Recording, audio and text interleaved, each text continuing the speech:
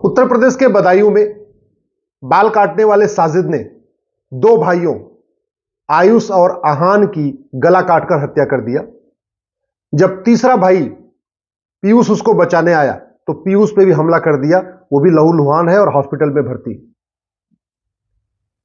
जब से यह बदायूं में घटना हुई है उसके बाद जो राष्ट्रवादी हैं, नेता, अभिनेता, लेखक, बुद्धिजीवी, पत्रकार, कलमकार, मठाधीश, ये सब लोग उस वीडियो को शेयर कर रहे हैं, फेसबुक पे, ट्विटर पे डाल रहे हैं, व्हाट्सएप पे शेयर कर रहे हैं।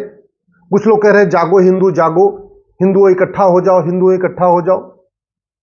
और जो गांधीवादी, अंबेडकरवादी, साम्यवादी, लोहियावादी, समाजवादी, सेकुलर, लिबरल नेता, अभिनेता, लेखक, बुद्धिजीवी, पत्रकार, कलमकार हैं, वो शांत होकर बैठे हुए। अब 2-3 दिन ये घटना चलेगी। हो सकता है कि टीवी में डिबेट भी हो जाए, सोशल मीडिया पे तो चलती रहेगी, अखबार में 2-4 बार और कहानी इसकी छपेगी, उसके बाद शांत हो जाएगा। फिर अगले हफ्ते कहीं और गला काटा जाएगा, क्योंकि गला कटने की प्रक्रिया हर हफ्ते होती रहती है। कभी राजस्थान में गला कटता है, कभी महाराष्ट्र में गला कटता है, कभी दर्जी का गला कटता है, कभी नाई का गला कटता है। अब ये 2 बच्चों का गला काटा गया। गला काटने वाला ऐसा भी नहीं भाग गया। गला काटने के बाद उसने बच्चों का खून लिया, अपने चेहरे पे लगाया और लगा के वहां खड़ा रहा। फिर भीड़ ने उसको पकड़ा, पुलिस आई, उसको लेके गई। सवाल यह है कि क्या ये तू मैं करना, आरोप प्रत्यारोप करना, नूरा कुश्ती करना, बतौलेबाजी करना, यही इसका समाधान है? क्या सोशल मीडिया में वीडियो शेयर कर देने से जब जब ये घटना घटेगी और जागो हिंदू, जागो, जागो हिंदू, जागो, ये कहने से ये घटना ठीक हो जाएगी? हम इस समस्या के मूल कारण पे क्यों नहीं जा रहे हैं? अस्थायी समाधान पे क्यों नहीं जा रहे?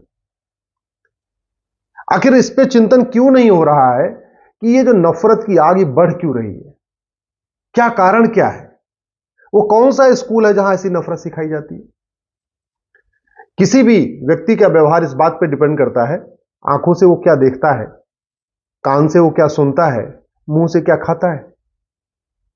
अगर आंखों से बच्चा बचपन से ही देख रहा है, कभी मुर्गी का गला काटा जा रहा है, कभी बकरी का गला काटा जा रहा है, कभी गाय का गला काटा जा रहा है, कभी भैंस का गला काटा जा रहा है, कभी बछड़े का गला काटा जा रहा है, तो वो बचपन से ही गला कटता हुआ देख रहा है। उसके लिए गला काटना कोई बहुत अलग बात नहीं है, सामान्य बात है। जानवर का गला काटता हुआ देख रहा है तो ठीक है, गुस्सा आएगा तो इंसान का भी गला काट देगा।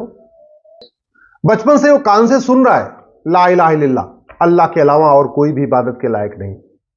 बचपन में 5 बार, बचपन से ही 5 बार दिन में सुन रहा है कि न राम पूजा के लायक, न कृष्ण पूजा के लायक, न देवी जी पूजा योग्य है, न भगवान महावीर पूजा योग्य है, न गौतम बुद्ध पूजा योग्य है, न भगवान शंकर पूजा योग्य है, न भगवान विष्णु पूजा योग्य है।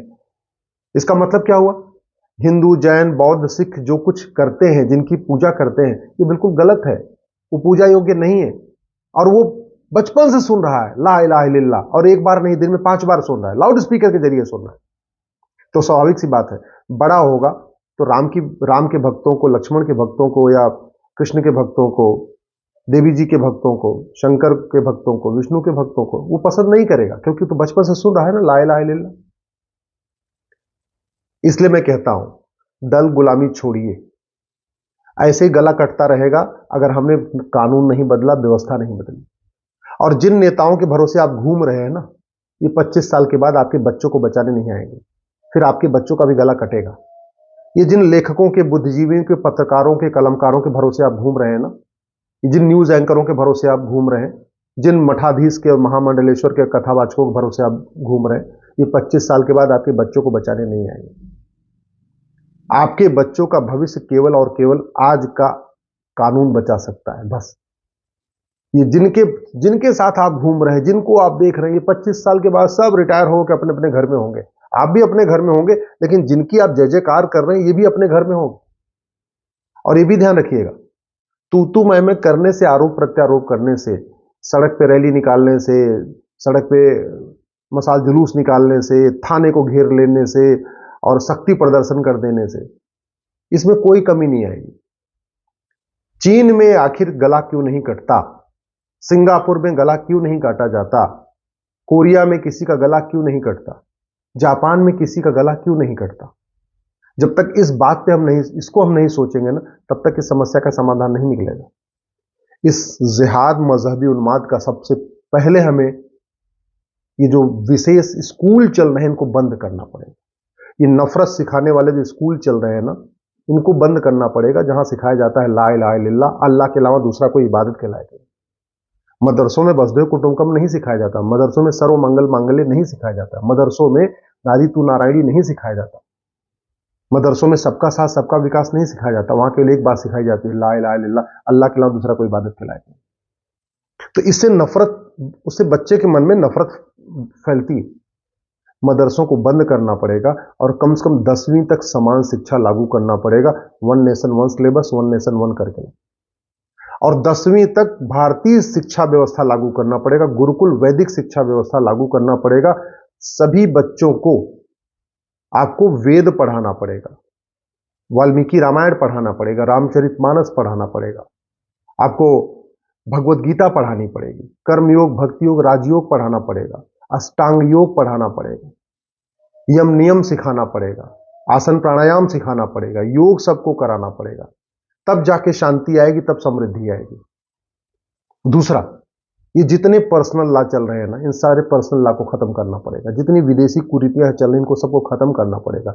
एक भारतीय संस्कृति के अनुरूप भारतीय एक समान नागरिक संहिता लागू करना पड़ेगा, तब जाके इस देश में शांति आएगी। नहीं तो ये नेता, अभिनेता, लेखक, बुद्धिजीवी आते रहेंगे, जाते रहेंगे, कोई फर्क नहीं पड़ेगा। वैसे भी आप देख लीजिए, बदायूं में लोकल बॉडी में किसकी, नगर निगम में कौन है? बीजेपी। उत्तर प्रदेश में कौन है? बीजेपी। केंद्र में कौन है? बीजेपी। तो कायदे से बदायूं में तो ट्रिपल इंजन की सरकार है, इसके बाद भी गला काटा जा रहा है। इसका मतलब सांसद विधायक बदलने से, मुख्यमंत्री प्रधानमंत्री बदलने से समस्या का समाधान नहीं है। समस्या का समाधान कानून से होगा। समान शिक्षा, समान नागरिक संहिता, घुसपैठ के खिलाफ कठोर कानून, घुसपैठियों और उनके मददगारों की 100% संपत्ति जब्त करने, उनकी नागरिकता खत्म करने, आजीवन कारावास, फांसी देने के लिए कानून बनाना पड़ेगा। घुसपैठ को रोकना पड़ेगा और जो भारत में घुसपैठिए हैं 5.5 करोड़, इनको भगाना पड़ेगा। धर्मांतरण के खिलाफ कठोर कानून बनाना पड़ेगा। जो लोग भारत के पंथ को मानने वालों को विदेशी पंथ में कन्वर्ट करते हैं, उनको और उनके मददगारों को उनकी 100% प्रॉपर्टी जब्त करने, उनकी नागरिकता खत्म करने, उनको आजीवन कारावास, फांसी देने के लिए कानून बनाना पड़ेगा। समान शिक्षा, समान नागरिक संहिता, घुसपैठ नियंत्रण, धर्मांतरण नियंत्रण के साथ जनसंख्या नियंत्रण करना पड़ेगा। भाई वो तो 2 बच्चे थे ना, आयुष और आहान, मार दिए गए। तीसरा भाई, एक भाई बचा हुआ है बस। और दूसरी तरफ साजिद, वो मर भी गया तो क्या हुआ? वो तो 12 भाई बहन थे, 11 तो बचे हुए ना, उनकी जनसंख्या तो बढ़ रही। दूसरी तरफ एक पूरी जनरेशन खत्म, 2 बच्चे, 3 बच्चों में से 2 खत्म हो गए, एक ही बचा हुआ है। दूसरी तरफ 11 भाई बहन में से एक खत्म हुआ, 10 तो बचे हुए ना। तो जनसंख्या किसकी बढ़ रही है? हम दो हमारे दो लागू करना पड़ेगा। जो आदमी हम दो हमारे दो ना माने, उसकी 100% प्रॉपर्टी जब्त करने, नागरिकता खत्म करने और 10 से 20 साल की सजा देने के लिए कानून बनाना पड़ेगा। इसलिए मैं कहता हूं, दल गुलामी छोड़ दीजिए। अगर दल गुलामी करते रहोगे तो 25 साल के बाद आपके बच्चों का भी कोई साजिद आएगा, गला काटेगा। दल गुलामी करते रहोगे तो जैसे कश्मीर में पलायन हुआ, अपने घर से पलायन करना पड़ेगा आपके बच्चों को। दल गुलामी करते रहोगे जैसे अफगानिस्तान में खत्म हो गए, पाकिस्तान में खत्म हो गए, बांग्लादेश में खत्म हो गए, भारत के 9 राज्यों में खत्म हो गए, भारत के 200 जिलों में खत्म हो गए, भारत के 900 तहसीलों में खत्म हो गए। एक दिन अपनी तहसील में भी खत्म हो जाओगे, अपने गांव में भी खत्म हो जाओगे। अगर चाहते हो बच्चों का भविष्य सुरक्षित रहे, सनातन संस्कृति ऐसे बढ़ती रहे, जितनी है उतनी बरकरार रहे, डेमोग्राफी अब न बदले, तो समान शिक्षा, समान नागरिक संहिता, घुसपैठ नियंत्रण, धर्मांतरण नियंत्रण, जनसंख्या नियंत्रण करने की मांग करो। ये 5 कानून ही सनातन संस्कृति को बचा पाएंगे। ये 5 कानून ही सनातन धर्म को बचाएंगे। ये 5 कानून ही आपके बच्चों को बचाएंगे। नहीं तो एक बात याद रखना, राज कपूर का परिवार सब कुछ छोड़ के भागा था पाकिस्तान से, राम जेठमलानी जी का परिवार सब कुछ छोड़ के भागा पाकिस्तान से, मनमोहन सिंह का परिवार सब कुछ छोड़ के भागा परिवार से, आडवाणी जी का परिवार सब कुछ छोड़ के भागा पाकिस्तान से, सुनील दत्त का परिवार सब कुछ छोड़ के भागा था पाकिस्तान से, मिल्खा सिंह का परिवार सब कुछ छोड़ के भागा था पाकिस्तान से, लाला अमरनाथ का परिवार सब कुछ छोड़ के भागा था पाकिस्तान से, प्रेम चोपड़ा का परिवार सब कुछ छोड़ के भागा था पाकिस्तान से, और आज भी लोग भाग रहे हैं वहां पे।